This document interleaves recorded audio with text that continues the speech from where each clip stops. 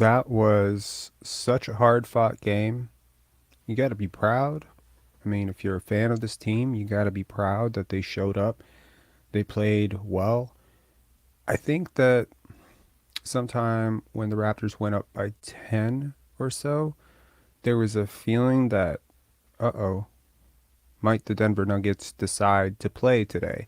I've watched a lot of Denver Nuggets basketball this year, partly because Nikola Jokic is one of my favorite players, partly because I just enjoy watching great basketball, and this is a team that plays great basketball. There's a reason why going into tonight they were 45 and 19, and there's a reason why they leave this game 46 and 19. It's because they are a smart and very talented and very good basketball team. And the Raptors are not that. The Raptors are not a good basketball team. The Toronto Raptors sit fifth in the Atlantic Division. Just in case you're wondering, there are 5 teams in the Atlantic Division. The Raptors sit fifth in the Atlantic Division. They are now 2 games under 500. Complicated thoughts. First of all, Fred VanVleet played a hell of a game. I think his decision making was pretty sharp. There was just enough on-ball stuff mixed with off-ball stuff. I don't think I've seen him play a game quite like this, but it was good. It was really good to watch. You know, a lot of in-rhythm shots. It feels like that stint where he went to the bench when Will Barton came in. It's almost like Nurse saved him from himself because he was about to go into bet on yourself mode, and Nurse was like, "Nuh-uh, don't do it." It's tough to play in Denver, man. Mile High City. It's tough to catch your breath. It's tough to have that type of effort and altitude. But the Raptors seemed like they really came into this game like they believed they could win, which is a good sign. It's good. They didn't come in and lay an egg. They competed really hard. I think Scottie Barnes competed really hard. I think OG Anunoby competed really hard. I mean, their defensive matchups were insane. You're switching on Jokic, then you're switching on Jamal Murray, then you're out on Michael Porter Jr. This is a team full of dynamic and very difficult to guard players. And they did a good job. They did a really great job on Nikola Jokic. Nikola Jokic, you know, he'll take 15 points. He doesn't care. 15 points, 17 points, 2 points. He does not care. The least selfish superstar you're ever going to find in probably NBA history. Just completely egoless, and he does not care. He will make the right basketball play. If that right basketball play is an open shot to Bruce Brown, he's going to make the open pass to Bruce Brown. That's just how Nikola Jokic plays, and that's the way basketball ought to be played. I liked what I saw from Fred VanVleet tonight because it feels like more often than not, he allowed the other team to dictate what he was going to do. More often than not, he played well. And I spent a good 2.5 hours today dissecting film on Fred VanVleet from the first game against Washington, and I made a low light film that was supposed to drop tomorrow, and now after this game, I might have to bury that film because this was a really good game, and I don't think Fred VanVleet deserves to have his phone blow up tomorrow with my low light film being sent to him by, all his family members saying, "Look at what this guy's saying about you." I almost feel like I need to give Fred VanVleet a break. There's another low light film that we're working on. It's Pascal Siakam in the clutch. And boy, does this guy know how to not show up in the clutch. You really need your best players to be your best players. And as big a Scottie fan as I am, and you can check by this channel art that I'm a very big Scottie fan, I've never minced words about the fact that Siakam for now is your best player, even though he's about to be 29 years old and about to get maxed out, whatever. I still think he's your best player.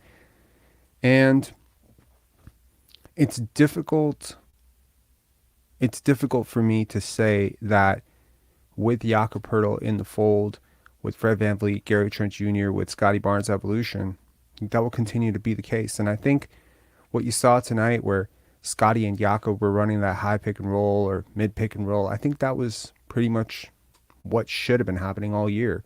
Had the team had. I like the fact that they got Scottie some reps tonight. Let's talk about, there's a lot to talk about. And I don't think we could talk about this game without talking about that ending. A lot of people are going to say it's on the refs because they gave Scottie Barnes that tech. or because they overturned that call, which was a foul on Jokic, or they didn't overturn the call that was a foul on Barnes, and there was a frustration brewing where you lose a couple calls over and over. The Raptors are a young team. Relatively speaking, they're a young team. They have some veterans, but they are a relatively young team. But they need to grow up fast.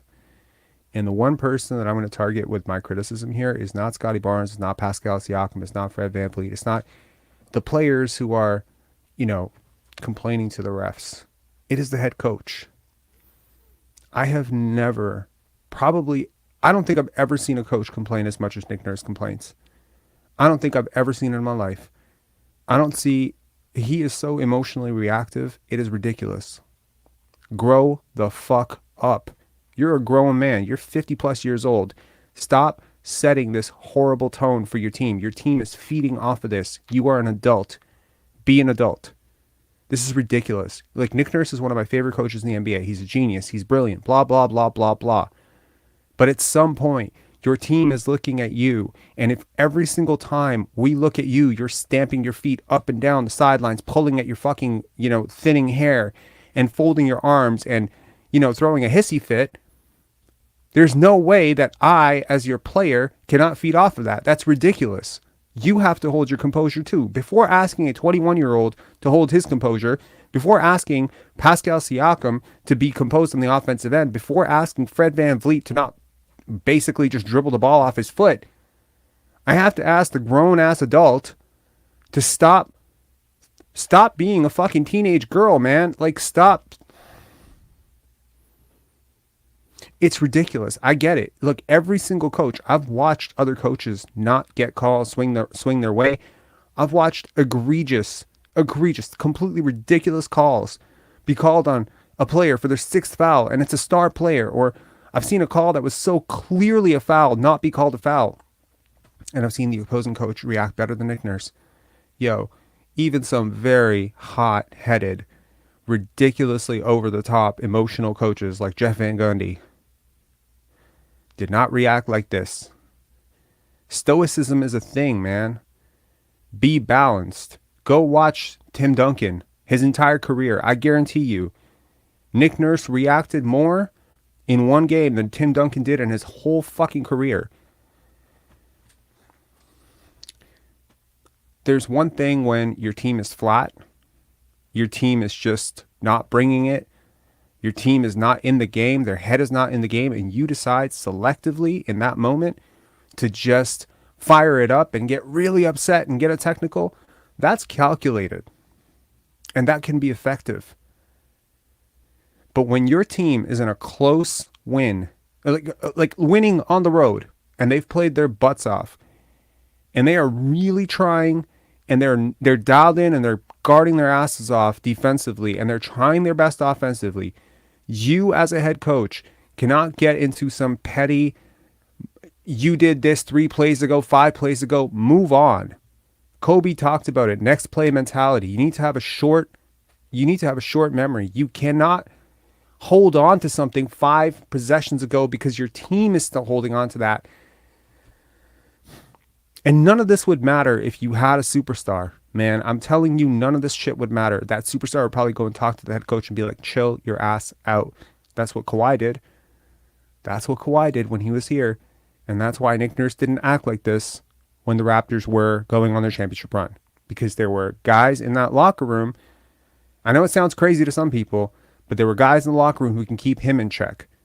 But now, the guys who were supposed to be keeping him in check, the guys he's keeping in check, it's basically, the inmates are running the asylum at this point, right? You've got emotionally reactive people feeding off of the energy of emotionally reactive people. And then you've got a 21-year-old who throws his arms up and probably ends up becoming the scapegoat in that moment. Scott Foster, just sick and tired of hearing shit from the Raptors, sees Scottie Barnes out of the corner of his eye say one word with his hands up and says, boom, technical, you're out. I don't think that technical was necessarily on Scottie Barnes. I'm going to be honest. Like, unless you show me some lip reading expert and say, okay, well, he said this one thing and it crossed the line.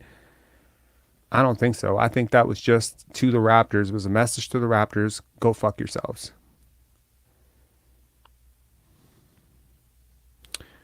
It's very frustrating to watch adults who are being paid $8 million a year to coach basketball, to set an example for a young team, act like petulant children.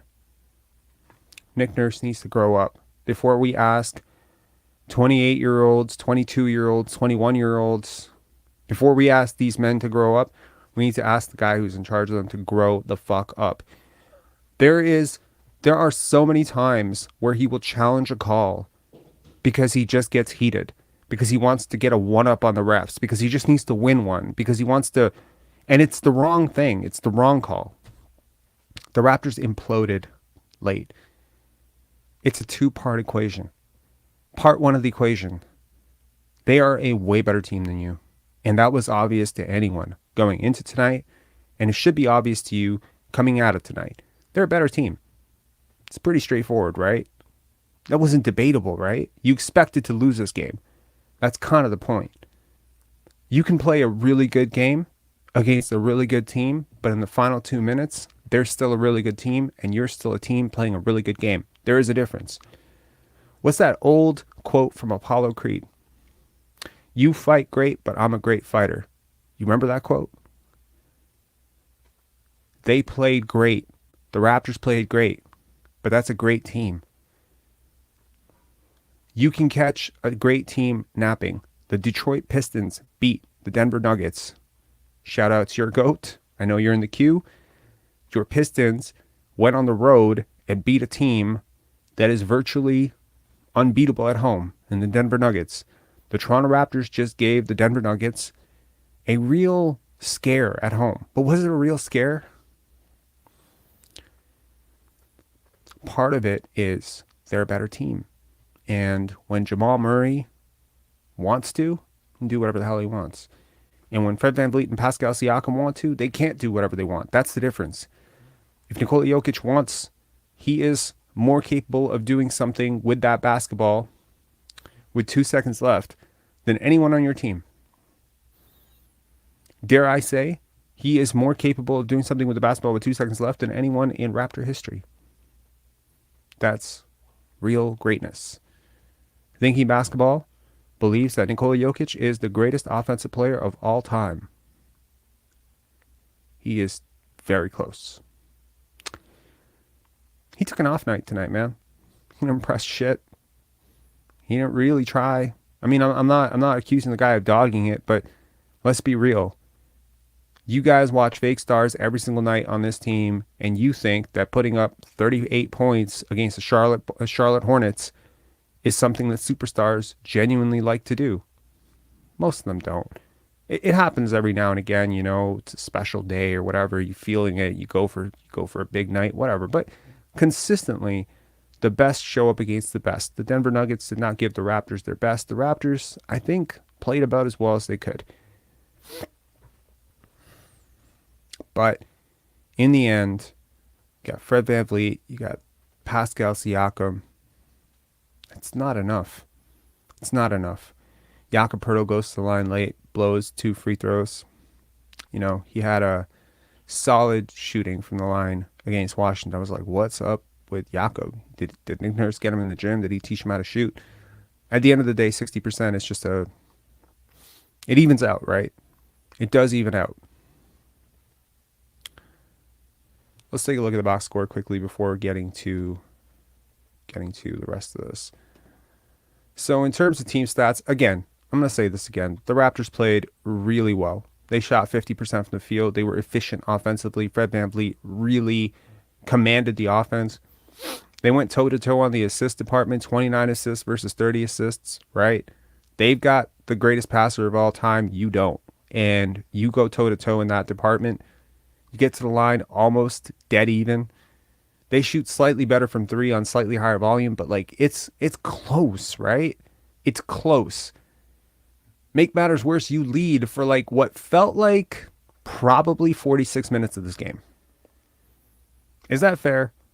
I think they led for like 45 to 46 minutes of this game. It was ridiculous. Points in the paint, almost dead even. Like, it's about as even a box score in terms of team stats as you're going to see. In terms of individual performances, again, the Denver Nuggets, they get a very balanced attack. Jamal Murray, 24 points. Aaron Gordon, who is just such a significantly better player than he was in Orlando, for real. Michael Porter, nice to see him back. He's been injured a lot, but he's really one of my favorite players to watch. Not really having the super impact of a max player, but the potential is still there. 7 for 11 from the field. He is just an enormous shooter and just really hard to stop. I think Pascal Siakam did a decent job on him, but, still he shoots 7 for 11.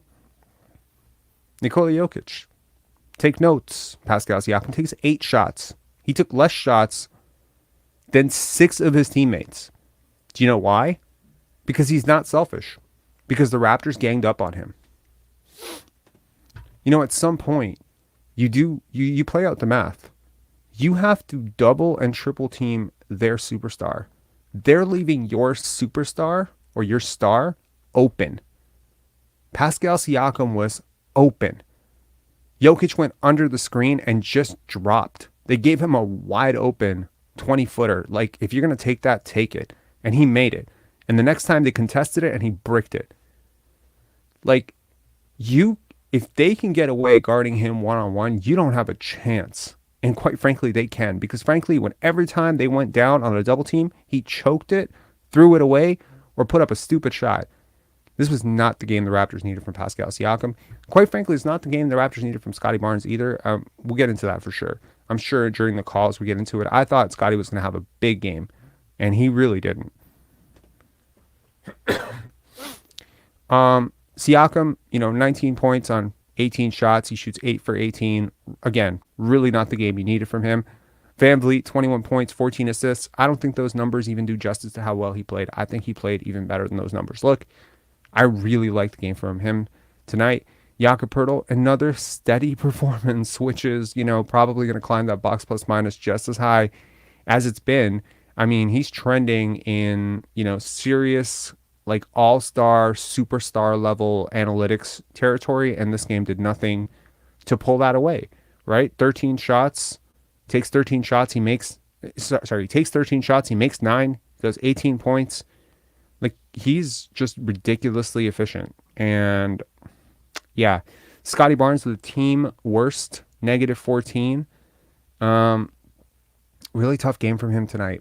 Really tough game. But honestly, it's hard to pinpoint exactly what he did wrong. I think he came out with really good energy. I think he guarded reasonably well. But I think it's just, there was just, I don't know. I'll need some time to think about and to maybe even watch some film and wrap my head around why I didn't love this game from Scottie.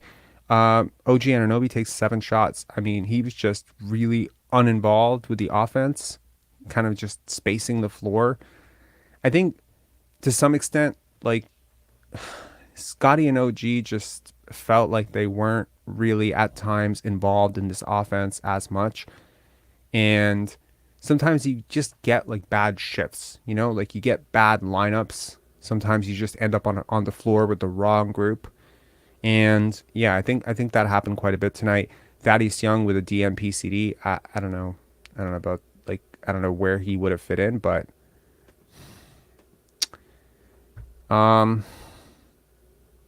yeah, I mean, what else can you say about this? This is not really anything to say.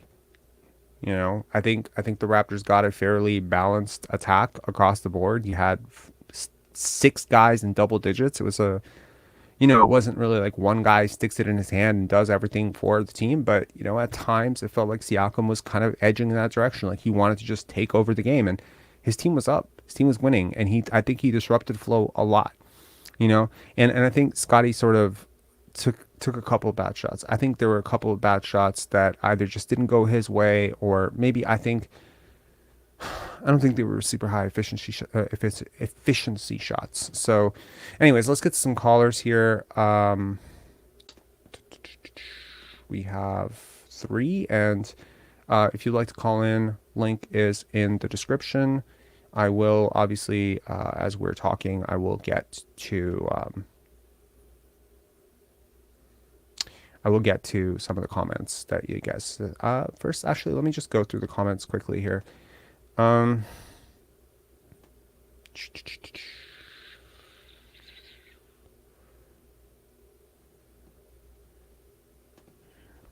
Scott Foster may as well have had a Nuggets uniform on under that ref's uniform.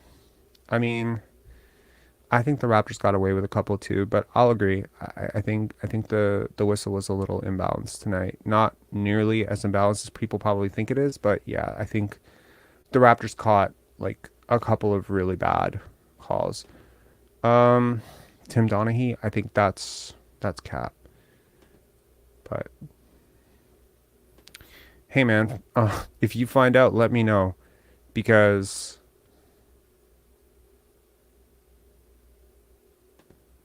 seriously, yeah, I agree with that, Sean. Someone needs to tell Pascal he gets paid by the game and not by the dribble for sure. Yeah, that was really good to see. Jack got pissed when Pascal over dribbled and lost the ball. It was actually quite ridiculous to hear it finally being said because, they've been critical of other stars when they do it and sort of like, yeesh, pot, kettle, black, like, come on, And it was nice to see Jack just say it. Just say it. And it was good to see.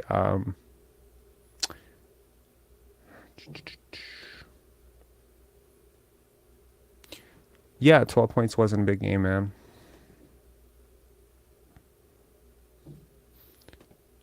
The sports networks are promoting these betting sites during games. Is it a surprise these refs are in their pockets? Sports betting has always been a big part of basketball, man. It's just gotten a lot more mainstream. Um, Edwin, I think he played really well, man. I think of most of his shots were good shots tonight. Um, Scottie Barnes was telling Scott Foster, "You're shit" on the way out. I don't blame him. Odd enough, it's my birthday and they lost. Happy birthday.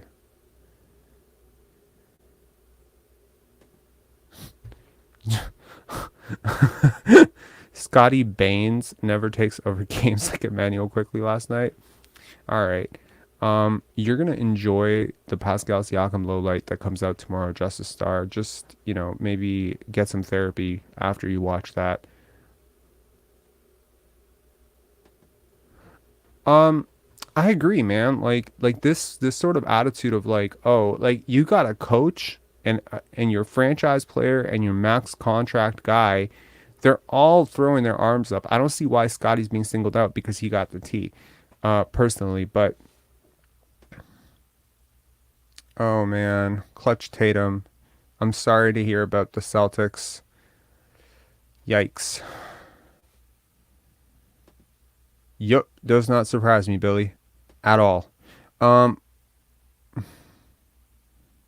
that's funny. I mean, everyone has their favorites. All right, let's get to some callers here. We got Ishan, Nathaniel, Your Goat, and Lane. All right, Nathaniel, starting out with you again. What's going on, man? Howdy, man. Hey, so not the game I was expecting. Definitely, definitely a great game to watch. Mm-hmm. Exciting, Yeah. very interesting. Um, kind of blew away my expectations for the game, considering Denver's the number one seed in the West, and they have arguably the greatest offensive player of all time. Mm-hmm. Just wow, just a gutsy performance from the Raptors. Just really Agreed. fought hard. It was a tough physical game. Mm-hmm. Just tremendous. I'm really a little disappointed that we lost, Yep. but yeah, it's tough to lose that way. It's tough to have a lead like that and to slowly lose it in the fourth quarter. I believe that it was 35 Nuggets, 25 Raptors in the fourth. Just Yep. tough, man. I mean, obviously, I'm going to say the refs The kind of Nuggets were heavily favored coming into this game, and right. I haven't done any sports betting in what feels like almost a month. I had like a little bit of a bad couple of days, and I was just like, nah, nah, I'm out.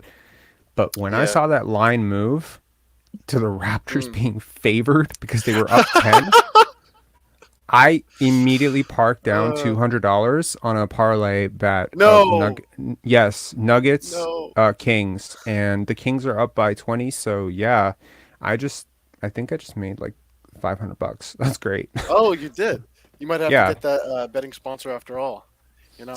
no betting sponsors, no betting advice, not a betting channel. Yeah, However, I I know, I know. just I don't like to bet on sports, but man, like I tell you, like even odds, just because the Nuggets are down by 10, like Yeah, that betting app effed up for sure. yeah. I mean, the Nuggets are a great team. They I are don't really watch other for sure. teams as much as I watch the Raptors. Come playoff time, I'll definitely tune in to almost every single playoff game. But during the regular season, it's just Raps for me. But Yeah. Yeah, uh, just 1 second. Justice Star, yeah. you are one stupid comment away. By the way, we gave you 101, just an FYI, 101 stupid comments. You are now at 100. So the next comment that's stupid coming from you, you're getting booted. Just an FYI. We like healthy dissent, but like 101 stupid comments in 4 lives is a lot of stupid comments. Just saying. All right, go ahead, Nathaniel. So No, you're good, man. Go do your thing, man. That was Were you actually counting his dumb comments? He is actually at 101. no, I'm estimating. No, okay, okay. I was gonna say that's pretty impressive. Uh, can we hop on together right now? The free Jeff Dowtin train, please. Free Jeff Dowtin, You can't hop on a please. train that you literally invented. I invented that train. The Can I hop train on? you can I hop have my on by tickets. all I means. have my What? tickets Why? right Who now. would you like him to replace? I really, you know what? Look, I wasn't a fan of this Will Barton signing when it Hmm. happened. I was pretty critical of it. Ended up losing us Hmm. like 20 subscribers on that video alone. It's like our worst video No. ever. I'm not kidding. We went from 5,000 subscribers to 518, and now we actually dipped to 4,999 today.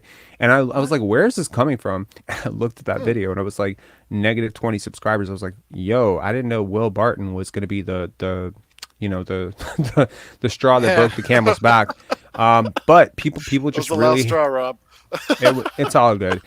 Anyways, long story short, maybe it was an advocation for Patrick Beverly, and maybe it was also like fumbling Yeah. up the stats for a second. But nevertheless, I've really liked him so far, and I'm not saying like I prefer him to Jeff Doughton because obviously there's an age gap there, but I think he's Hmm. been really good. I think he's the least of your problems. Yeah, for sure. I really like Will Barton. I think he's played really good. He's a little light in the shorts. He's got, I think he's about 6'5", 180, 86 So, pounds. what is that phrase? Light in the shorts? Like I think when they were talking about Kyle Lowry and Stanley Johnson and OG in terms of guarding people bigger than them, they say they're not light in the shorts or something like that. I don't know if that's a real thing. I think I light in the think you shorts. got trolled, bro. 'Cause I watched basketball for a long time. I never heard anyone say light in the shorts, but that He's a sounds little light framed. You know what I mean? Maybe yeah. that's a better way of phrasing it. Then say light framed. Right, right. Just I in mean, terms of like he's his 6'5". He's 6'5". He has a 6'10" right. wingspan. I think he's pretty big. I mean, relative to the other people, and considering that he has some guard skills, like serious Right. guard skills, I think he's one of your bigger guys. Oh, In for terms sure. of guard position. Right. I just mean compared to in terms of weight. Like Gary Trent's 215. I think Hmm. Fred VanVleet is 206. Like he's probably your lightest player that's playing right now in terms of Hmm. overall weight. I've never really Um, thought about that. I mean, sure, maybe. Yeah, I mean, he came in like skinny as hell from right. Memphis when he came into the league. That was a real concern with him. I think he was. I wanted don't quote me on this, but I think he was 168 or Hmm. 170 at the draft. It was ridiculous. He was one of the skinniest Hmm. players. Um, I didn't realize he was still very skinny. I mean, he doesn't like look oddly skinny to me, but maybe he Oh is. no, Sure. like he's jacked. Like compared to Yeah. me, he would look like absolutely like a bodybuilder. But like in terms of getting targeted on defense, being the weak link, I think. Listen, I love the way I like the pickup. Hmm. Patrick Beverly would have been better, sure, I agree. But we got what we got. He was a buy candidate. He's been great. I love Sure. him. Okay. I'm always giving him the ball in 2K. He's always hitting those crazy shots. I love him. All right. Sorry, I don't want to All keep right. bringing up 2K, but yeah. Yeah. All right, Nathaniel. Thanks a lot for calling in. Do you have any final takeaways of this? Are you expecting what are you expecting next game against I believe the Clippers, right? Next. Clippers, It's man. who's next? It's the Clippers, right? I'm actually not sure. I'm gonna assume you're correct. Uh, yeah, man. I guess the Clippers. Yep, it is the Honestly, Clippers tomorrow. okay, No, wait. okay, It is. It's Wednesday. Yeah, so tomorrow, as in Wednesday, it is Wednesday that they will face the Clippers. okay. Just you. I think you asked me earlier. I'm just gonna quickly answer your question. You asked me who should Jeff Downton replace in terms of minutes. I say just give Yep. him those 8 minutes that Thad was getting. To be honest, replace Thad. Just put him in there, just real quick. Doesn't have to be too much. Just give him 8 minutes. I know you don't like putting him in for short spurts, but I mean, instead of it going to Thad or overextending the minutes. You know that Okay, didn't play tonight, right? absolutely, absolutely. So I Okay, so mean, I think you could. if that doesn't play tonight, who are you replacing? Okay, You effectively replacing Will Barton, right? Because you're not going to okay, take. I mean, Gary played 23 minutes tonight, and he played damn well. You know, I right. mean, offensively, That's he another played thing. damn well in terms of 6 for 9. You need his shot making, so Yeah. I don't know who you bench in place of him, but yeah, You know what? You're right. You're right. The minutes were pretty good today. My I would just like to see Jeff get minutes. I would have liked to see Gary get a little more minutes. I'm not sure how the rotations would look if I got my wish, but I think the Raptors triple take the overtime Clippers. every game, triple overtime, so that Jeff Dowd can get his minutes. Anyway, Yes. Nathaniel, thanks a lot for calling in, man. Appreciate it. Yeah. Thanks for having me, Cheers. man. Cheers. All right, all right, all right. Next up, we got Lane. Lane, what's up? Was that my fault? I got to pause my game real quick. I sat here on Xbox while I was waiting in queue because when you originally read off the names, I was fourth in line, so I was like, "Shit, now I have to kill time." My bad. Mm, what's going on? Uh, Nothing much. There's just this old saying, and I hate to talk baseball every time I'm on here, but and it's a basketball saying too. I guess you could use it for basketball, but a lot of these old heads, old baseball coaches, old basketball coaches, always say, "You're not complaining about this call. You're complaining to get the next call." That Mm, doesn't work anymore. That does not work anymore. For one reason, these officials nowadays are professionals. MLB umpires are professionals. NBA officials are they're professionals. This is what they do for a living. They have an ego about it. It's not the 1960s anymore where these guys are coming from their day jobs and showing up to the game, they call it, and they're going to be intimidated because these guys are superstars. I disagree. I think there's a psychological component that when you make a point to a ref that they've clearly missed a call, especially because not all refs are in agreement with other refs, right? Sometimes you have a lead official make a call, but you can go to an official who is maybe closer to the call and say, "Hey, this guy's grabbing every single time. Just watch out for it." Exactly. Yes. Like the best example of this actually is a Tony Robbins. Are you familiar with Tony Robbins? A little If bit. you explain the Awaken situation. the Giant Building. Okay, so one time we were at a Tony Robbins event, and he had a great thing where he says, "Okay, I want you to think about I want you to open your eyes and look for everything that's red. Look around, everything that's red, everything that's red, everything that's red, everything that's red, everything that's red. Just look at it, catch it, store it. Now close your eyes." And you close your eyes, and he's like, "Now tell me everything that was blue."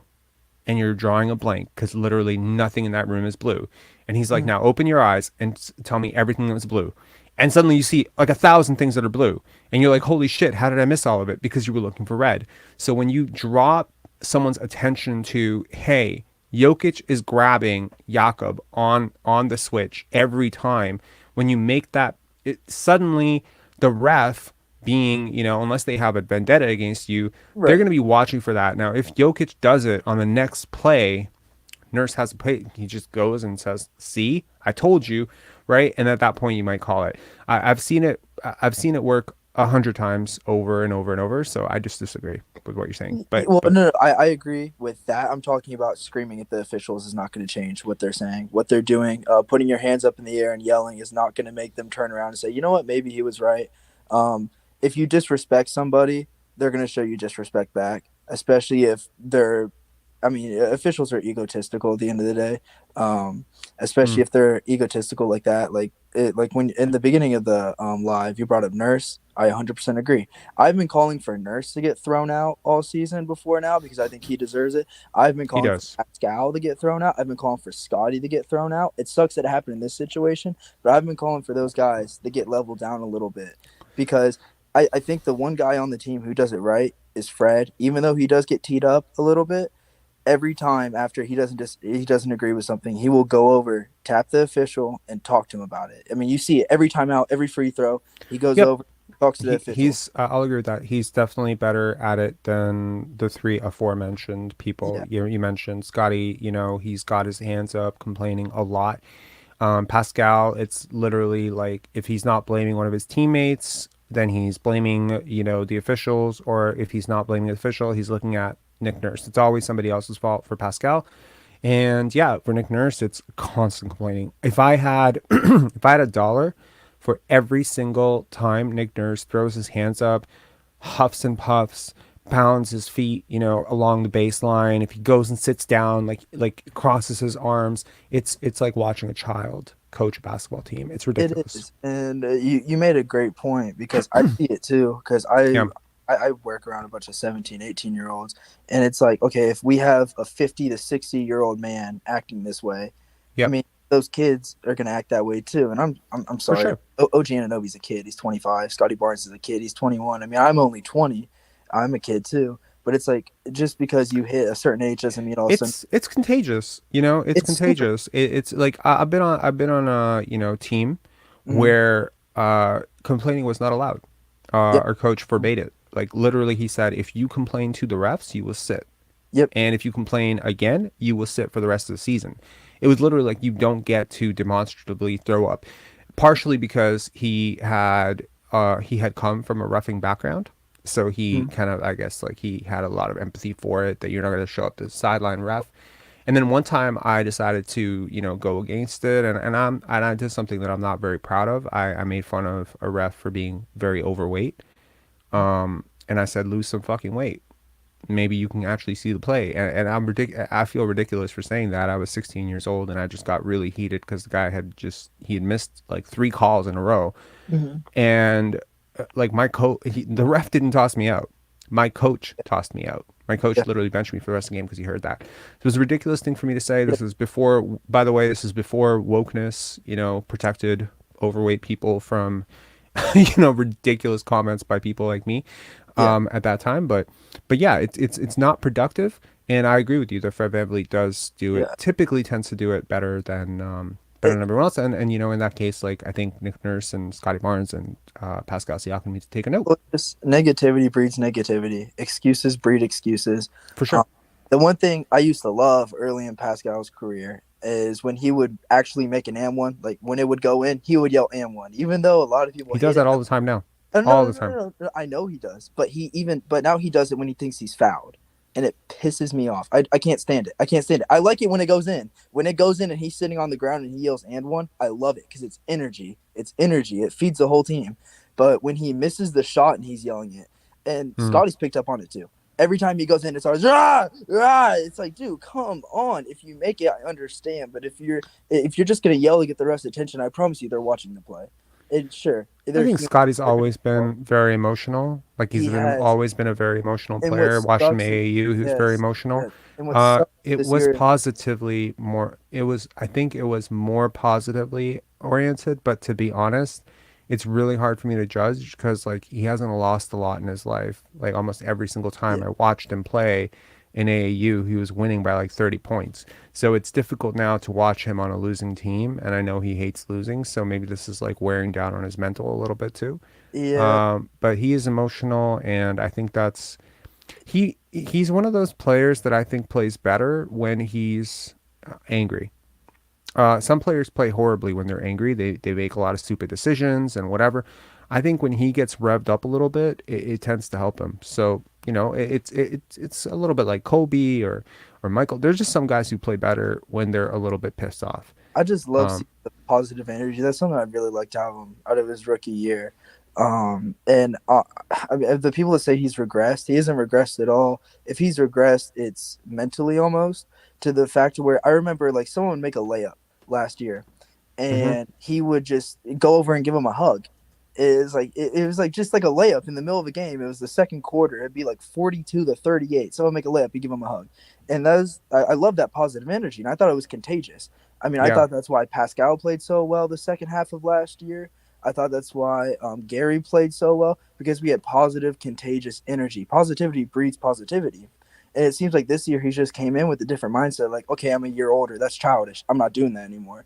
And it's something that's like, no, dude, I wish you would go back to it, because not only do I think it helped his game, because it made him more involved. It felt like he was in every play, Yeah. but it helped everyone else's game too. And it's like this year, I don't hear him unless it's really something negative, or somebody hits an insane shot and he goes over and gives them a hug, which is awesome. I'm not criticizing that, but I want to see it all the time. I mean, we hear about it, but I haven't seen it much in games this year. And I'm not saying that's the reason we're losing or anything. Yeah, I mean, honestly, I empathize with Scotty completely, and I don't think that I would be happy living in this locker room with this many selfish teammates. In all honesty, I have no idea how he's done it without like throwing a chair at somebody. And, he continues to support his teammates and he continues to allow them to hunt for their stats and initiate offense and play off the ball and do every single thing that is completely against his own self-interests in order to help the team. And he continues to guard, even though, elements of this team have, at times flopped on guarding. Like there's an entire 2-minute series where Fred VanVleet pounds the air out of the basketball in the Washington game. The first one where they lost, doesn't get back on defense, and this was like around the second quarter, and the Wizards just coast. And like you're seeing Scottie or the other players on the team, Gary and Will Barton, whoever the hell was on the court at the time, they're trying their hardest, but this one guy is just not there, and he's not doing anything. And it's like, yeah, like even like how do you as a follower lead, allow yourself to be led by someone who's doing that shit? It, I don't know. to be So completely honest with you, I think out of the exception of two people who have played majority of games this year, I've seen everybody do that. I've seen Pascal do it. I've seen Scottie do it, where they just get knocked down and they just sit there and then they like this is talk not shit. this is not knocked down. He wasn't knocked down at all. No, I He just know, didn't he just but didn't they get still up don't. and down the floor 3 times. And he dribbled the air of the basketball. Like there was a play against Washington where he literally dribbled the ball 20 times in an 18-second possession and settled for a clank mid-range shot.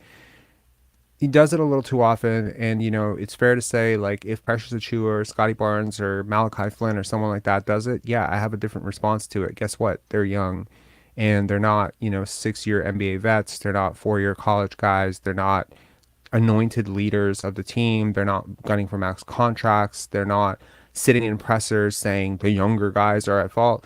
I'm sorry. I'm not gonna hold Fred VanVleet and Pascal Siakam to the same standard that I hold Precious Achiuwa and Scottie Barnes. That's ridiculous. Cannot do it. It's just this generation of athlete almost. I mean, you watch every NBA game, you see it. Every team see. I mean, I watched that Knicks Celtics game, and overtime, both overtime periods, it felt like the Celtics were just playing 1-on-5. Jason Tatum and Jaylen Brown 1-on-5 basketball. I think Jason Tatum made the right play a lot of the time, even though Marcus Smart was missing shots. He kept finding him. Like I think isolation basketball is not selfish basketball, and selfish basketball is not isolation basketball. There is a way to isolate. Jordan isolated a lot. In fact, the triangle is all isos. There's a lot of isolation basketball.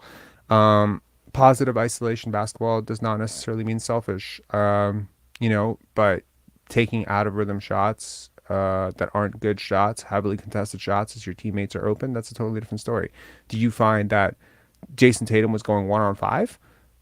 You think Jaylen Brown was going 1-on-5? You think they were taking bad shots? Is that what you think happened? Yeah, I think well, just from watching the game. I mean, I'm not a Celtics fan. That's probably the second Celtics game I've watched this year. That's not Celtics against the Raptors. Mm-hmm. Um, so I mean, yeah, it did feel that way. It felt like the offense was kind of thrown off a few times. Yes, they did find Smart, like you said, but I felt like those were it was just a little bit too late. And that's something you see all over the NBA. I mean, like you brought up, I think the Nuggets play the most beautiful brand of basketball. I think the Nuggets, the Kings, ironically, those 2 teams I bet on tonight, the Nuggets and the Kings, they play great. There are other teams that are, at least playing great. I've Even though they seen don't win, Indiana play great basketball at times this year. I've seen I think the Magic do too. Even though they don't win, even though they the don't win. Magic. Yeah, I mean, sometimes. I really like Markel Fultz. Yeah. So anyways, yeah. Anyways, Lane, thanks a lot for calling in. As always, interesting chat. No Cheers, man. problem. See Cheers. ya. Have a good one. Bye. Okay, your goat. Give Yo, us give us the Detroit experience. What's going on, man? what's good? I'm good. You were talking about like the best offenses with the Kings and Nuggets. I feel kind of disrespected that you left the Pistons out. We have James Wiseman and Killian Hayes, so don't forget that. But in all seriousness, this was a competitive game, very fun game, and it obviously didn't go your guys' way. I feel like this game leaves you guys like 50-50. One side is positive about this, where you guys went um against the first seed in the West, I think. High altitude, not in your favor, and still gave a great performance. Still toughed it out. But then there's the other 50%, I think, that are like, yeah, that's all true, but we still capitulated in the fourth quarter. We still didn't do well, and this is a game we should be winning. And capitulating in the fourth quarter is something that you you would associate with teams like Detroit or Houston, who don't have that much experience, and have leads in the fourth quarter and then just capitulate, either for reasons of the We're refs, fifth in the Pascal. Atlantic Division, Yep. man. I think we're firmly in the Houston, Detroit, Orlando conversation. We can convince ourselves that we are not because we won a handful of games against those teams, but in all honesty, like we kind of are in a Yeah. lot of offensive categories, defensive stats, etc. It's we're very firmly in there. So, anyways, what are your takeaways from tonight? Who was a player that really stuck out for you? The Raptors got a very Yeah. balanced sort of attack. Mhm. What do you think of Fred VanVleet's game tonight? I really liked it, but I liked it a lot. I liked the passes he was making, the shots that he were taking was smart. Although in the box score it was saying 3 for 9, those were still good shots that he made. And any intelligent player would take those shots, whether or not you would miss it. So I really liked how he played, his defense, his offense. It all came together. mhm. I also like Podol. He's obviously an efficient player. Rebounded the Yeah, ball well, made some smart passes. Scottie Barnes didn't have the greatest night, obviously. But Pascal Siakam again just choked in the fourth quarter, and it gets me angry sometimes because I like him, but just the fourth quarter, every single time I see him, he makes dumb shots. yo, You know, somebody sent somebody on Instagram. They were like, "Yo, Rob, you need to make a compilation of Scotty Barnes. Sorry, not Scotty Barnes. Wow, of Pascal, Pascal yeah, Siakam's fourth quarter meltdowns." And I'm like, okay.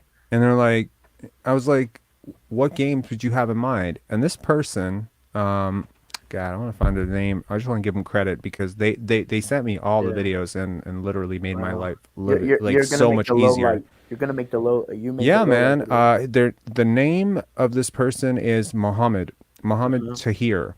So Mohammed Tahir, if you end up listening to this, thank you so much, man. This guy sent me play after play after play after play of Pascal Siakam choking like, and I don't mean like missing Yeah. shots. This is not missing shots. This is literally looking like he's never picked up a basketball before Hmm. in the fourth quarter. Look, I told you, man, some guys are just not built for those moments. This is a guy who I've observed choke in the biggest moments over and over. I've never seen him like other than the championship run when, again, he was firmly outside of Hmm. any leadership responsibilities. Ever since that year, I have never seen him like show up for a big game and big moments. Like it's one thing to put up like 32 points and like Yeah. 27 of them came in the first half.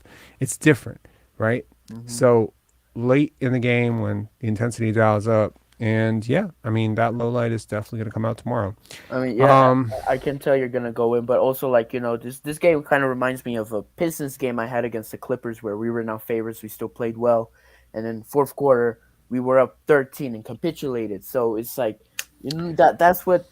that's things that, late as in I the game, say, man, winners yeah, win, right? Like yeah, there are levels to this, and Jamal Murray off, off the dribble, like it's just he's hmm a very dynamic player. I mean, he hasn't been healthy for a while, but he's a hell of a talent, right? It was interesting watching Scottie Barnes operate in that sort of mid post area today. His yeah, dad right here saying, "Watch the next game, Scott is going to go off." I hope so. Yeah, man. Like, I really hope so. Scotty's had a really rough 40 days. This is a very long stretch of basketball to be Granted there was like a week off in the middle, so it's a little bit disingenuous to say 40 days. It's been closer to like 33 days of consistent basketball. But he has not been himself since the All-Star break. And it's sort of weird because last year the All-Star break was such an energizing experience for him, and he came out of it like gangbusters. Like he looked like he was Yeah. inspired, and I had a feeling that he would do the same thing this year, gearing up for the home stretch. But the spacing has been tough. Um, and there was a moment today where he was operating that mid pick and roll with Jakob, and I was just like, man, when he gets that mid range jumper down, like when he gets, like he's gonna be unstoppable. I see all the growth. Trust me, no amount of bad games, no number of 5 for 12, 5 for 18, whatever the fuck happens, is not moving me off like the end vision. The end vision is the end vision. It's gonna get there. It Hmm. doesn't matter if it gets there next year or the year after that. He's gonna be great. It's just interesting to watch, like, how would a team even guard someone like this, Yeah. right? Like when he gets in the post on a smaller guy and he starts to bully ball him down, like right now he's going to go for the hook shot or he's going to go for the flip shot or whatever. But what happens when, like, and he needs to get pretty close, right? Because like 18 feet away, turnaround's not really his bag right now. But what happens when he gets that Kawhi bag? Like what happens when he can turn over both shoulders and go left, right, counter? What happens? And the playmaking is still there. Like you get like superstar, right? Siakam can't do that shit. He just doesn't see the game that way. He's never seen the game that way. There's so many times tonight where if you freeze it, if you slow it down, Siakam gets the ball. Second defender's coming. He doesn't even know where he's at. He spins, turns the ball over. Happened like last game. I think he had 4 turnovers. We didn't even talk Hmm. about it last game. It happens a lot. He doesn't really process the game like a star needs to process the game. Yep. His bag isn't quite star level. Like it's good enough to be a secondary creator or whatever. Like he he could be like beast as a second option. But there are levels to this, and to be able Yeah. to ingest like a 32% usage rate, or to be able to have an offense run through you, you have to be like basically a supercomputer on offense. And I think Hmm. that he can really do that for sure. I agree. But also, But like, yeah. one thing I've noticed is like last stream and this stream too. There's been a lot of Siakam fans like really defending him and like saying that, oh, you're just hating on him. Imagine when that low light video comes out. Like, there's gonna be a lot of Siakam fans on that, bro. It's gonna be Yo, a the lot. way I look at losing subscribers is, it's like a cleanse, Hmm. right? Like we got a lot of subscribers because of that Joe Wieskamp video. It's a little bit, like it's a little bit disingenuous because it's such an upbeat video and so optimistic. And I do want to do an optimistic and upbeat video about Jakob Hmm. Pertl as well, maybe to undo some of the aggressive like fuck this trade talk Yeah. earlier. But I mean, like, I still feel the way I felt. I just think he's been so good for us, and it's worth talking about. It's a Yep. good thing. I'm not like going to be negative about someone if they're playing really well. um but yeah, like that low light video is gonna aggressively drop our Yeah. subscriber rate for sure, but it's all good. Yeah. It doesn't really So, matter. Rob, um before I go, I just kind of got some news to share with you related to chess. are you 400 level now? Yep, I'm 404 Dope. level. Congratulations. This past like week I've been on it. Like I've got 200, like no, like Yo, 150 I up. went to 1201 and I fell all the way down to 998 I before. saw. You saw that. You've been tracking my chess progress. And then Yeah. and then I went right back. I've been on a winning streak ever since I saw your bullshit post on my Facebook wall. Yo, What? I took it personal, right? You Yep, were like, yep. that aged well. And I was like, yo, there's no way that this dude that I have beat in That's what, 16 straight games, you 16. never, Oh, 16 and 0. yep, Jordan was 6-0 in the finals. Yo, yep. I'm 16-0 against you, and this guy's talking mad shit on my fucking Facebook wall, saying like, "Oh, that aged well. Fuck yourself, you're a goat." That's it. I was like, "That's it." I'm Yeah. like, if this guy's talking shit about me, I got problems. So I basically ended up like murking the next like 3-4 chess people. Yo, sometimes you just need to get out of your own head and going through some stuff. Like, I don't Mhm. mention what I told you off Yep, yep, out yep. the air, but like, like I mean, it kind of messes with your mental, and then you like you choke away one game, and then you spiral. And I really do believe like mental state, like when you're playing chess, like your mental state, and I feel like that's for all competitive sports. Everyone has bad days and good days, and sometimes your bad games and your bad days Hmm. coincide. Yep. And yeah, like you can get in your own head. So I think the Raptors, man, like I hate to say it, man, like I think to conclude this call, like I'm ready to say it. I want Nick Nurse gone. I think Yeah. this team needs a new voice. I think they need somebody with some new ideas. I'll give you Dwayne Casey back. No, I'm No, just kidding. no, you can keep him. No, no. Please keep him forever. All right, forever, ever. Yeah. Hey, did All you right, see man. that video I sent you on Messenger? That meme video I made Nope. about the Raptors. We're gonna beat the Oh Raptors on the. shit. Oh god. Yo, honestly, man, the Detroit Pistons are the your goat of chess. Okay, Yep. like you got to be kidding me. The Raptors are not going to lose to the Detroit Pistons. Get the fuck out of Hey, here. hey, you never know. We went on like a 5 game winning streak last year. I know that's last year, but hey, you never know. Did I you have could beat. Cade? Did you have Cade? Did you I have Kelly Olynyk? You had a lot of players that you don't have right now, right? hey, So, and even I can beat you in chess one day. Who knows? Who knows? my friend, I came I want close to say one that I game. want to I say came this. I close want you one to look in my eyes when I tell you this. game. Look, That is never going to happen. you sure? It's never going to I happen. came close to one game. If I would have just taken that with my king and or queen instead of my knight, I Bro, would if have you won. have to rationalize it, you already lost. All I right. know. All Have a right, good one, man. man. Peace. You too, man. Have Have a a good great one. night. Don't worry. We're going to make a special live stream when I go 100-0 against your GOAT. All right. Next up, we got Ishan. DCLXVL. Can you please connect your device? It says you're not connected. Ishan, what's up, man? I'm good. How are you, Rob? I'm good. Rob, I had zero expectations going into today's game. That's good. It's good As to the have game zero expectations. It's a great way to live. as the game goes, I'm starting to tell myself this is our potential best win of the season, considering the time of the season where we are, the opponent. And I don't normally blame officiating. I felt like collectively the game was okay. It was fair on both sides, I felt like. But the overturn on the Scottie drive, I thought that was a 50-50. I mean, you look at the replay, I guess they I got didn't that right. I didn't really think it was a foul, to be honest. Jack Armstrong kept saying like, "Oh, he clipped him on the arm." Yeah, I don't In know. And replay, like I guess they got that right. But the yak foul right after that, the Scottie ejection, I can't I that was a terrible ending to an amazing game, which I felt like I won't say wire to wire because there was that stretch in that third quarter and the end of the fourth where, we were in a drought or getting outplayed, but we held our own against a very competitive, legitimate title contender.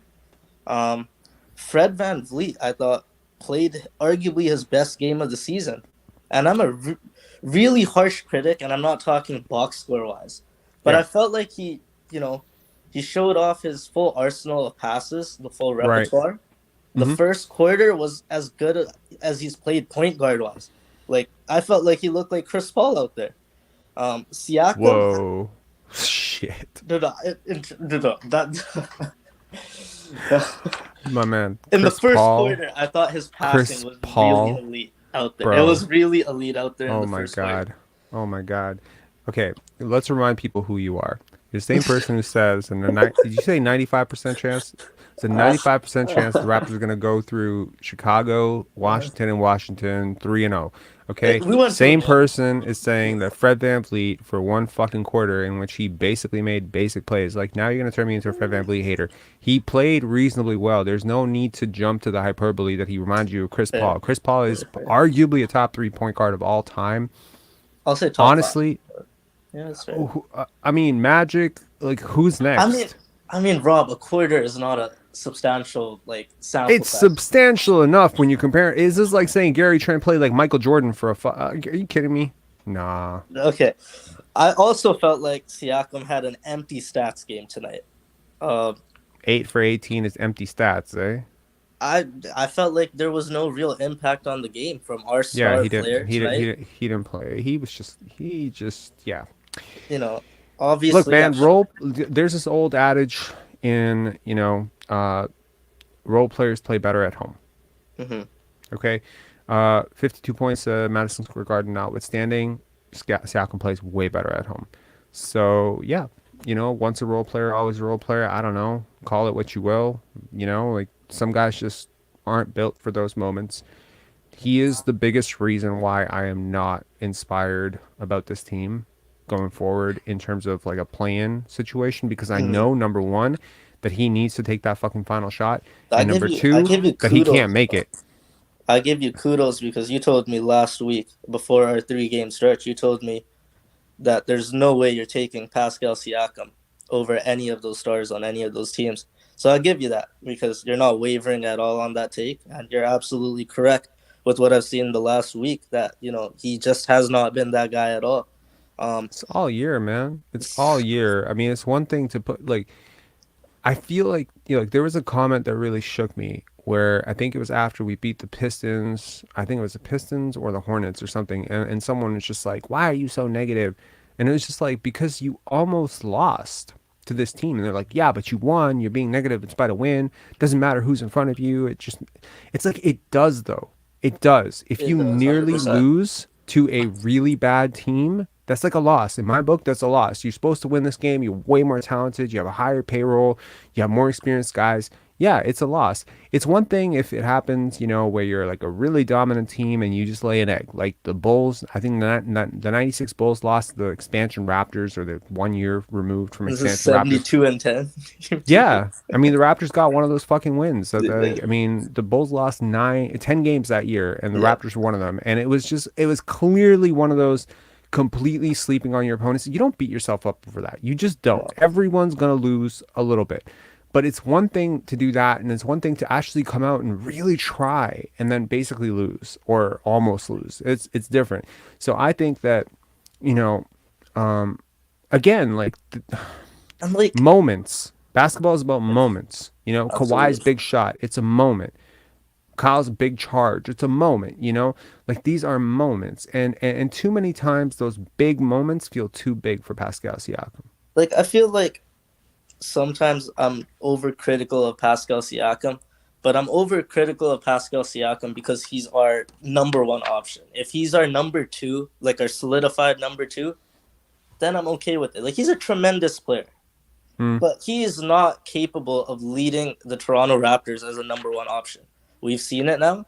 Mm-hmm. I think what people need to understand is that Scottie Barnes has to be better. There's no doubt about it. But for this team to reach its ultimate ceiling, I'll keep on saying this time and time again, he will 100% agree. have to be that guy. He will be, This team, and and he he will. has to get there sooner.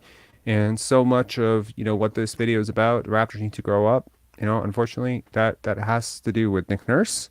Mhm. It has to do with Fred VanVleet and Pascal Siakam and Gary Trent Jr. Yeah, but yeah, a lot of that is also directed to Scottie Barnes. Like I Absolutely. genuinely believed that he was going to have a great game. He had a great game against Denver last year. Shut down Jokic Yep. in the fourth. I think he put up 28, 10, and 8. It was a great game. It was And basically like he showed Jokic.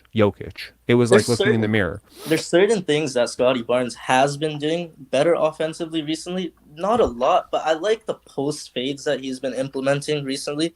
That's good. I guess that's kind of like the only thing he's been showing recently in his toolbox. But Yeah, he just needs to take the shots that are available to him I mean, like, in rhythm, right? There was a time today where he had a he three, passed up could a have three in taken the it, first he quarter, I pump think. faked it. Yeah. There's a couple of times where, I mean, that possession to close out the second half, right, where it's like 12 seconds left on the clock. He gives it to Gary. Gary, for some reason, He gives it gives to it to Will Will Barton, Barton. and Will Barton just takes a Hail Mary, and it's like so much confusion, and it's like, Scottie Barnes, this is you.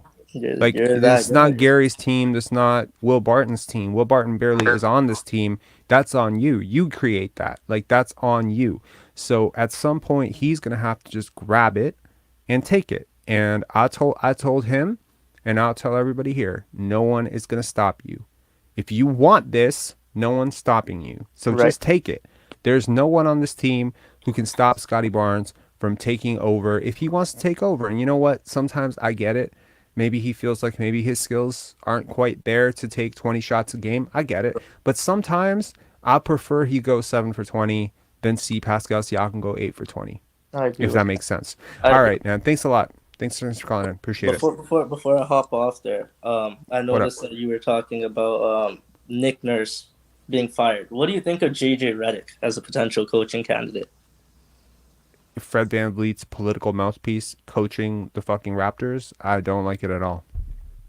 Yeah, All that's right. fair enough. Peace, man. Thanks, Have a Rob. good one. Yep. See ya. Mario, what's up? You've had some shaky audio. Is there anything you can do about that? Because I like what you have to say. I just sometimes you go in and out audio wise.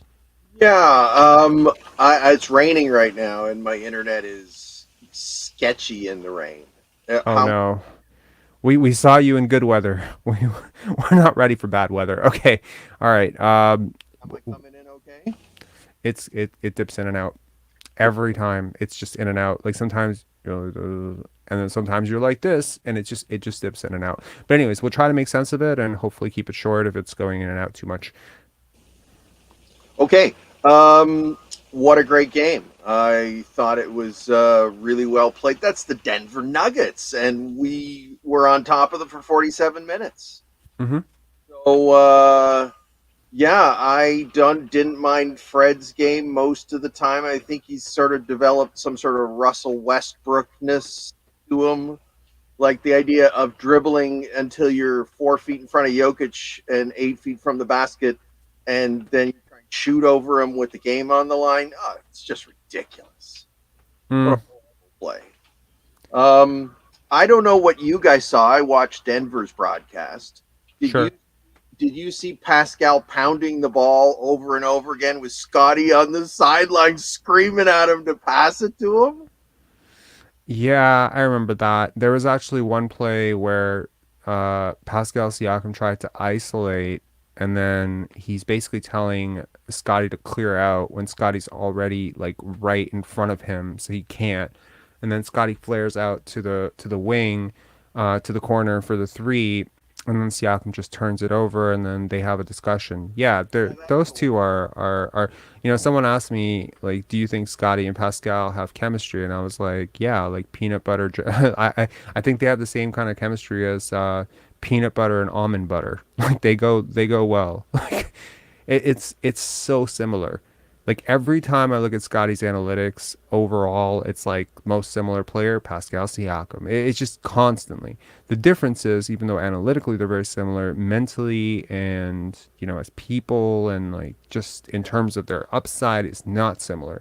So I think they're a weird pairing on the court. They get in each other's way a lot. They have some of the same strengths, some of the same weaknesses too. I just think that if Scottie's initiating a play, like if he's your decision maker, I think he consistently makes better decisions than Siakam. Even though he's not as skilled as Siakam, or as not effective as Siakam, not as good a shooter, not as good a dribbler, not as good at this, whatever. I just think he makes better decisions. I think he sees the game better. The other game, I saw him standing at the 3-point line, pointing to where Pascal is supposed to pass the ball, and Pascal and it was Precious, and Precious is like out to lunch, and Pascal's out to lunch, and Scottie's standing on the wing, pointing over and over again. Throw it to him. He's open. Throw it. Like just move the ball. Yeah. Yeah. No, I mean, look, I know you didn't watch the Raptors podcast tonight, but Jack Armstrong did call him out for it, and I was very happy to hear that. He said, look, like, your team's up, and I get it. Like, you're trying to get your game going, but you just need to trust your teammates and pass the ball.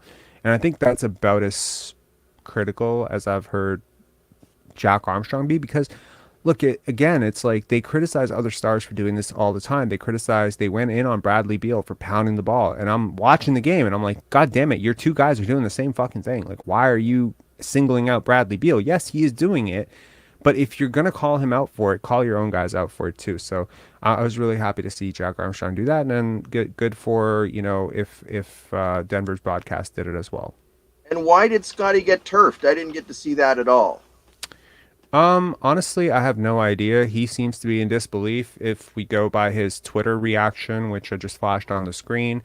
He says, I'm in disbelief. He doesn't tweet a lot, but he was totally like, what the fuck just happened? And I agree. I mean, he didn't seem to do anything. I think it was just, he threw up his arms. Like, what? I think Scott Foster just gets tired of the complaining. The Raptors have been complaining for what felt like 6 straight possessions. They really felt like they were losing composure, and it feels like Scott Foster needed to make an example out of somebody. That's just how I read it. And yeah, I'm not really sure why he got tossed for this, but yeah. Because it really changed the end. I really thought that Nick would have. I think they were going to lose anyways. I really do. What's that? I think they were going to lose. They had lost composure. 2 minutes into this game, 2 minutes to close, they had lost composure of this game.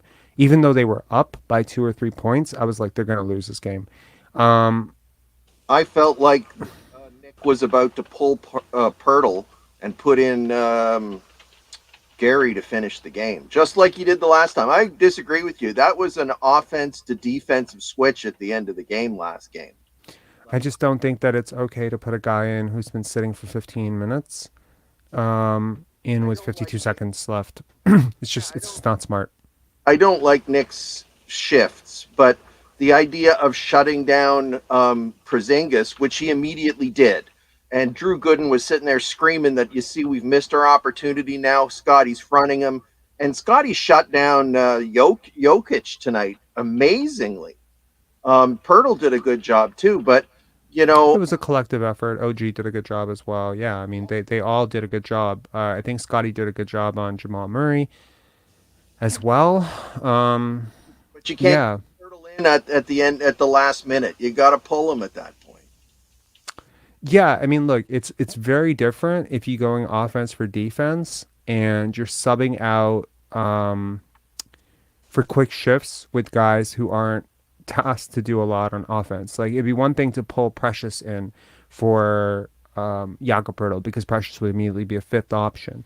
But it's different to sit someone who needs a little bit of rhythm, because he's going to be a really big part of your offense, like a Scottie Barnes and Pascal Siakam and Fred VanVleet. These guys, or an OG Anunoby even, like someone who could be asked to take a shot. It's just when you're cold, and the sweat dries or whatever after 15 minutes, it's really difficult to, number one, take that shot. Like, I think Gary came in and immediately hit a shot. Like, some guys are like that, but some guys, they need a couple of runs up and down the court, and with 52 seconds, you just don't have that time. Yeah, I think it was a defensive switch. I think he wanted him to front Porzingis, which he immediately did, forced him onto the perimeter.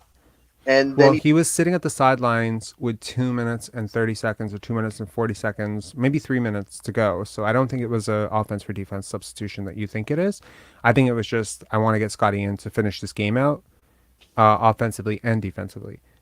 Just he happened to check in when there was a dead ball, and it just so happened that there wasn't a dead ball for 2 minutes. And even tonight, Scottie checked in around the 4-minute mark, and I thought that was a little bit better than 52 seconds. And then Fred VanVleet turns the ball over to get him in the game. But I don't think that it was offense for defense. I've watched a lot of coaches do that. I simply disagree. Okay, well, I mean, if it was me, I would be pulling Pirtle exactly at that time in the last 2 minutes, kind of thing, so that they can't foul him. No, that makes total sense. And look, like Jakob Poeltl shot 8 for 10 or 9 for 10 against the Washington Wizards, so he was good from the line against the Wizards. But I agree, like, you play the odds long term. A 60% free throw shooter who's basically shot below 60% or right around 60% his entire career isn't just going to morph into a really good option to put at the line. And other teams know that. Like, Jokic held him, knowing, worst case scenario, he's going to the line and he's a terrible free throw shooter. Yeah, it's a massive liability, and this was definitely one of the concerns when the Raptors traded for him is, he's a really good player, but can you keep him on the court? And I mean, look, like you're saying last 2 minutes, what about the last 5 minutes of a tight playoff game? And the team just starts fouling him. And they'll live with, putting Jakob Poeltl and forcing Jakob Poeltl to beat them at the line, and you can't play him. You can't play him. Like, I don't think we're winning until Koloko can close the games. Like, we're not going to win a chip without a defensive rim protector like that. No, that's fair. And I really hope that, Christian Koloko can aggressively step up his development this offseason as well. I mean, he's sort of become an afterthought after the team traded for Jakob Poeltl, and now they're playing Precious Achiuwa, Chris Boucher, Thaddeus Young, etc. over him.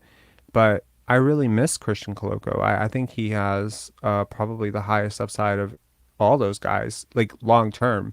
I think he could be, because he can shoot. That's the difference. He can shoot and he can do a lot of what Jakob Poeltl does defensively. He's just so much further behind than Jakob but even the playmaking stuff. Like one of the biggest, most exciting parts of Christian Koloko for me was his short roll passing. And now you're seeing like what full-fledged, like if Jakob Poeltl could shoot, that's what Christian Koloko could be in the 99th percentile outcome, like in the best case scenario. And that's one hell of a player. That's like an all-star. Yeah. And by the way, you had asked me a few nights ago where, if anywhere, I'm on the internet making comments, and I'm hoop heavy on Real GM in the forum. Cool. I used to be on Real GM. And if you go there, a long time ago, I ran a poll. It's still there on the Raptors forum called "Which Yak Do You See?" I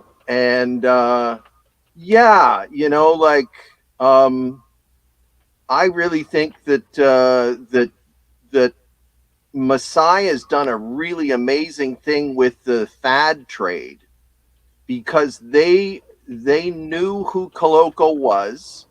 They knew he was listed as 40th or something in the draft. They knew they had the 22nd pick, and they intentionally backed up and drafted him in the second round. And now they've got the guy they wanted for the next 7 years, really, really cheap. And that's a huge move in terms of building a championship. Number one, his contract expires in 2 years, 3 years. So you'll need to extend him. So it won't be really, really cheap. If he pops at any point during that time, you would have actually been much better off drafting him in the first round, at which point you would have had him for 4 years instead of 3.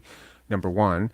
Number two, I don't think that they had other targets in mind. I'm not necessarily at liberty to say exactly who, but I think, if you read the tea leaves, you can see who they were, really targeting. They didn't work out Christian Koloko. I don't know if you know that. You know that? Bobby Webster said he was in the top 20 on their board. Sure. There were a lot of guys who were top 20 on their board that ended up, going in the 20s and 30s. They were high on guys like David Roddy, Dyson Daniels, Peyton Watson, Andrew Nembhard, right? And, again, like there are a lot of those guys that they probably would have taken over Christian Koloko. He's not top 10 on their board, right? So, it's ironic saying that, hey, like, we have this guy who's a development project and, at some point he might be really good. And then the trade ends up costing you a potential chance to draft a guy you might have had higher than him in Walker Kessler, who goes right around that pick that you traded. And Walker Kessler right now, in terms of impact, is just so far ahead, right? Like Yeah. I saw somebody did a poll, somebody did a team. They created an all NBA under 25 team, and you won't believe it, but Scottie Barnes was on the third team and Walker Kessler was on the second team. But And I thought that was crazy, but I sort of understood the logic, because the guys who were at the guard position ahead of Scottie Barnes, like guys like LaMelo Ball and Tyrese Halliburton and Anthony Edwards, and there was just not a lot of competition for centers, but it was really crazy to see. And as much as you might think that's a hot take, and it's ridiculous, Walker Kessler has been fucking amazing. I love him.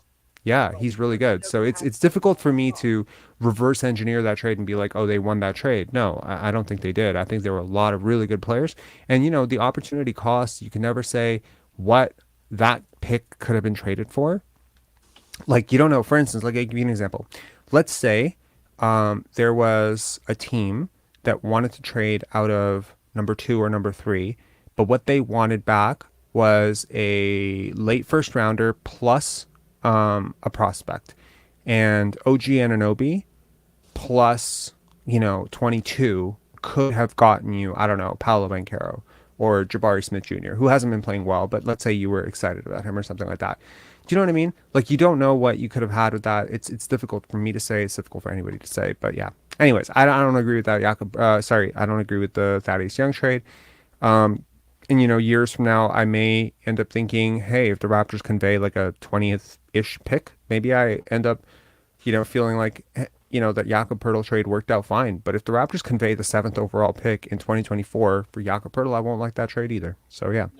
No, but I Yep. think they're keeping Thad long term. I think he's their Taj Gibson, their Udonis Haslam. I think he's going to be coaching the 905 in a decade. I think he's a really high quality person. I think he got us Otto Porter Jr. I don't know if you've heard that story. Otto Porter Jr., when the Raptors give him an offer, he called Thad, and Thad said, "Come on through. It's nice." And then he signed the next day. So I think they need to rehab their image. And I think Thad is a big chunk of them having more credit because he's really well thought. Look, I like Thaddeus Young more than most. My Uncle Thad video was my little tribute to him, just being the little thing king. And I love Otto Porter. Love him. One of my favorite players on this team. Probably one of my top 3. He's my 3rd favorite player on this team after OG and Scottie. I love Otto Porter. That being said, Otto Porter has barely played for you this year. He's played 8 games, and Thaddeus Young has barely played for you. And when he has played, he's been very uneven and, quite frankly, has fallen off a cliff defensively. I don't necessarily think those 2 signings this offseason, what they were supposed to do is what they've done. And if I'm pointing to one place where I'm like, that's exactly what this team needed that it didn't get, it's Otto and Thad.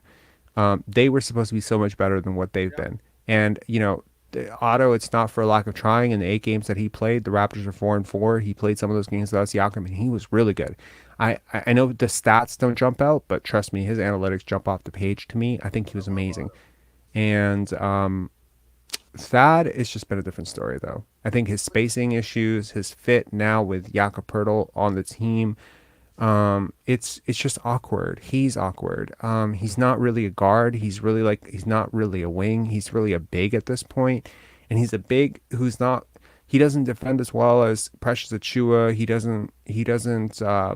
doesn't help defend as well as Boucher. He doesn't crash the glass like Boucher, and he doesn't do anything as well as Jakob. In fact, Jakob does almost everything as well as him, but so much better and such a bigger body. And it's just so much of that sort of secondary connector, that term connector stuff, that Thaddeus Young was doing from the mid post, high post, low post for the Raptors. That kind of kept them afloat, in a lot of ways in some of those games without Siakam. Well, Jakob is just so much better at that. So it's just redundancy at this point. And I understand what you're saying about like he's like Udonis Haslam, or he's like that sort of old man River, sort of like he's supposed to steady the ship. But I don't think, judging by the chemistry issues on this team, that he's done necessarily the greatest job. Now, I can't pinpoint that he has specifically been contributing to the positive or negative side of it, but just my take on this, where I see him kind of hugging Fred VanVleet a little too much, and I personally have always seen Fred VanVleet as one of the biggest sources of the conflict within this locker room. So I think he's sort of parked his ass on the wrong side of the aisle, personally. It's interesting. According to the Denver people, they think that Fred is the most underrated point guard in the league. And supposedly Houston wants to sign him for the max right now, which is, to me, is crazy. I'd give him like $125 million, but I'd give it to him over 5 years, and I'd say, time to bet on yourself, Fred. Go get me 3 sixth man of the years in the next 5 years, and you'll get a massive contract one more time. Go on. Go. You think he's going to get a massive contract at age 34? You kidding? If he wins sixth man of the year 3 times in the next 5 years, yeah, I think he's got one more contract in him. Sure. I don't. But yeah, we'll see. Time will tell. Like I felt like what he's done in the second half of the season after his abysmal start has already astonished me. I didn't think he was capable of this. I thought his back issues meant he was cooked. I thought he was going to follow pretty much a regression that was going to be very similar to Kemba or Isaiah Thomas, and it hasn't been. He's played some of his best and most inspired basketball after the New Year break. I think he's been really good, and kudos to him. It pretty much turned around in one game for him. It was literally rock bottom, boom, top of the mountain. He was just, it was night and day, and he just hasn't looked back since. Consistently, he has been good. He's had lulls, he's had a bad game here and there, but overall, it's very hard to complain about anything he's doing right now, other than, just taking reps away from a player that needs them a little bit more in terms of playmaking. But I liked what I saw from him tonight. He moved off the ball a little bit. Scottie had the ball a little bit more, and I liked, what I saw from the Raptors offense. I think they genuinely created better when he was more of a connector as opposed to a primary initiator, lead initiator, like he did in that first Washington game where he just dribbled the air out of the basketball. I just didn't like that game for him. So, again, I think there are selfish assists, and tonight it didn't feel like they were selfish assists. Some of them were, but for the most part, they were healthy assists. I don't mind Fred when he has the same number of shots and assists. When he has 4 times the shots to assists, he's not helping. That's all there is. Tonight, James Dean asks, what is your take on bringing Lowry back on the minimum for veteran presence and leadership? James Dean, I don't think Lowry is settling for the minimum anytime soon. Not even close. I made a joke because, Lowry, when he left, he said he would retire a Raptor. And I said they're bringing him back at the end of his Miami contract to for a dog and pony show to play 5 minutes a night when we win the chip.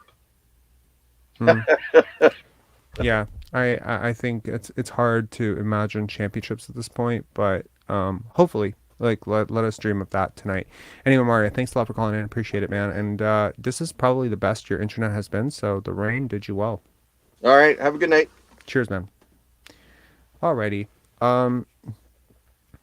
Yeah, that was a tough game, but all in all, I think the Raptors played really hard. I don't think the Denver Nuggets really showed up to do their best, and by the time the Denver Nuggets did show up and do their best, the Raptors sort of imploded. I hope that this can be a growing moment for the Raptors. I hope that Nick Nurse can look at himself and hopefully can see how his behavior is impacting his team. I hope that someone with some credibility and some leadership within this organization can have a conversation with him. Because I know that it would be very obvious to just blame it on the players, blame it on the young guys, blame it on whoever, which is typically the, sort of the course of action that this team has typically taken. But too often I feel like coaching goes unnoticed on this team.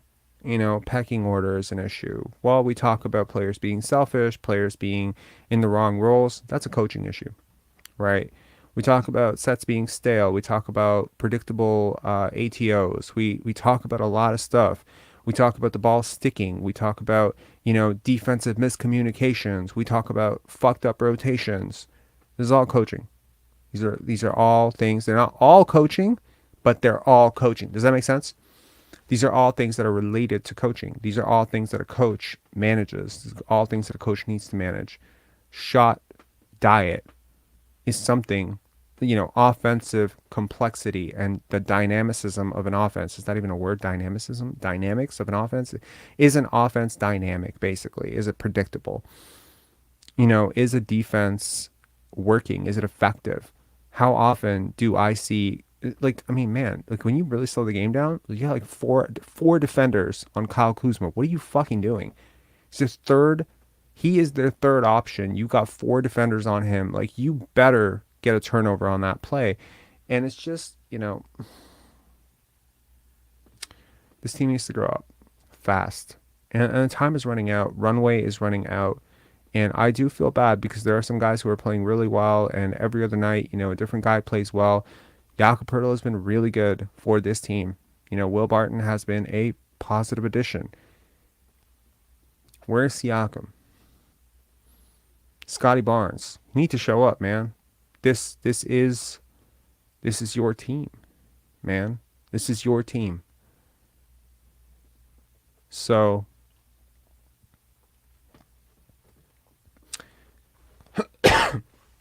hopefully this is a moment they can grow from. Hopefully they can take the good, which is that they played a hell of a game, but they can also take the bad, which is that when that team woke up and really started to push it, they crumbled. And I think that that's really important to realize that there needs to be some growing. Your goat, please stop texting me because shit's annoying as fuck, and because I can't. Sorry, my phone was not on silent, and I'm assuming your goat is texting me something chess related. All right. Anyways, I apologize. Ping, ping, ping. Um, do you feel happy that you played a competitive game, or do you feel upset that it ended exactly as you would have expected something like this to end? I don't know. I think maybe both. Take the good and the bad. Um,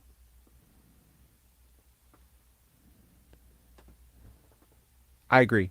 Terqueets, I agree. I hope I'm saying that correctly. His handle needs work. It was always going to need work. It's year 2. I completely agree.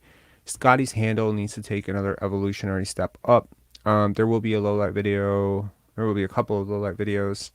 There'll be a Jakob profile video, and a Scottie profile video. Those are the next 4 videos coming out on this channel. We will get back to videos. I think we're signing with the sponsor tomorrow, so that'll be cool. It'll be a nice milestone to sort of cross off. If you haven't hit subscribe, and make sure to like this video on your way out. I would really appreciate it. And yeah, tough win. Thanks for staying up super late. It's 1:13 in the morning. And thanks for everyone who called in. Mario, your goat, Ishan, everybody who called in. Lane, appreciate y'all for calling in, and for everyone commenting in the chat, even the people that I don't necessarily agree with, or who are just talking trash about me or Scottie or whoever. Appreciate y'all, man. You guys are helping the algorithm, so thank you very much. And yeah, all right. Have a good night, y'all. Have a good one. Thank you. Appreciate it, man. Truer words have not. That's funny. Yeah, that's funny. We ran out. We ran out. Good night. Good night, y'all. Have a good one. Peace.